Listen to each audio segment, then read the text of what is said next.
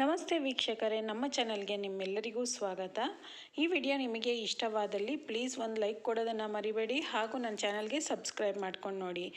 ಈ ವಿಡಿಯೋದಲ್ಲಿ ಅದಲು ಬದಲಾಗಿರುವ ಅಕ್ಷರಗಳಿರುತ್ತೆ, ಅದನ್ನು ಸರಿಪಡಿಸಿ ಸರಿಯಾದ ಪದಗಳನ್ನು ಮಾಡಬೇಕಾಗತ್ತೆ ನೀವು.